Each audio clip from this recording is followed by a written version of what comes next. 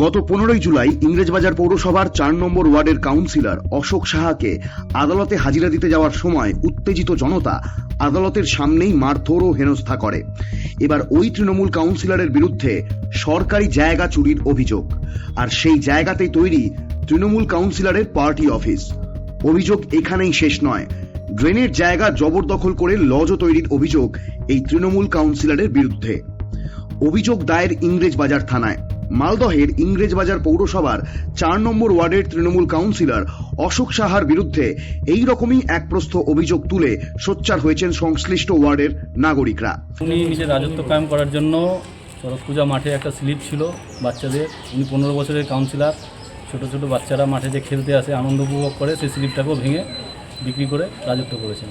Plus লজটা করছেন সরকারি জায়গার উপর, বলতে গেলে কেউ বলার সাহসই দেয় না, তার মুখ বন্ধ করে দেওয়ার ব্যবস্থা করে। পাড়ার বাচ্চাদের খেলাধুলার পরিবেশটা মাঠে যে ছিল সেই পরিবেশটাকে নষ্ট করেছে, গোটা মাঠ শেষ। সরকারি জায়গা দখল করে এই যে একটা পার্টি অফিস বানিয়ে বসেছেন, পরপর ঘর 4টা, তার পাশে কিচেনটা সরকারি জায়গার উপর, পাশে আবার দোকান বানিয়ে নিয়েছেন একটা, সেই দোকানটাতেও রাজত্ব করছেন।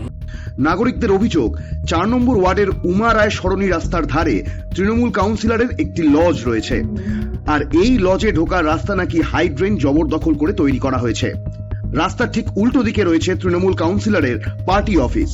অভিযোগ, সেই পার্টি অফিসও নাকি রাজ্য সরকারের শিল্প দপ্তরের জায়গা দখল করে তৈরি করা হয়েছে। আরআইসি অফিসের জায়গা এবং হাইডেনের জায়গা, সরকারি জায়গা, এবং পাশে আরআইসির আপনি বিল্ডিং দেখতে পাবেন। আর এই যে লজের রাস্তাটা, এটা সরকারি হাইডেনের, পুরো হাইডেনের উপর আছে। এটা কি সমস্যা হয়?